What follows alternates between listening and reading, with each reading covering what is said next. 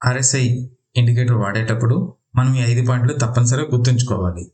Trend reversal కోసం డైవర్జెన్సీ తప్పనిసరిగా రావాలా అంటే అలా కాదండి. డైవర్జెన్సీ వచ్చినట్లయితే ట్రెండ్ రివర్సల్ యొక్క ప్రాబబిలిటీ పెరుగుతుంది.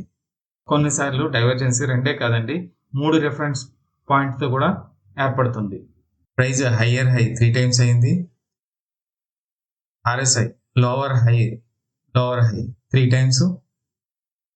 ట్రెండ్ కూడా రివర్సల్ అయింది. ఏ ఇండికేటర్ అయినా, ఏ సిస్టమ్ అయినా 100% మీకు యాక్యురసీగా పనిచేయాలంటే అది కుదరదు. లిమిటేషన్స్ ఉంటాయి. ఆ లిమిటేషన్స్ ఏంటి అనేవి మీరు వాడుతున్నట్లయితే మీకే మెల్లగా అర్థమవుతుంటాయి. ఎప్పుడు కూడా ఆర్ఎస్ఐని హైయర్ టైం ఫ్రేమ్‌లో వచ్చే సిగ్నల్స్ చాలా రిలయబుల్‌గా ఉంటాయి కంపారిటివ్‌లీ లోవర్ టైం ఫ్రేమ్‌లో. అనగా మంత్లీలోని, వీక్లీలోను, డైలీలోను సమ్‌హౌ 3 అవర్స్, 4 అవర్స్ చార్ట్‌లో వచ్చే సిగ్నల్స్ కంపారిటివ్‌లీ చాలా రిలయబుల్ అండి. అదే 30 మినిట్స్‌లోను, 15 మినిట్స్‌లోను, 10 మినిట్స్‌లోను, 5 మినిట్స్‌లోను వచ్చే సిగ్నల్స్ అంత రిలయబుల్ కాదు.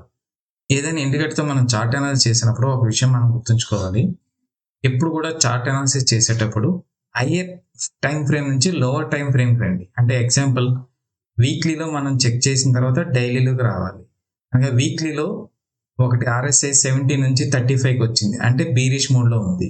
డైలీలో తర్వాత వచ్చే బుల్లిష్ మూవ్‌మెంట్ అంత ఎక్కువ స్ట్రెంత్ ఉండదు.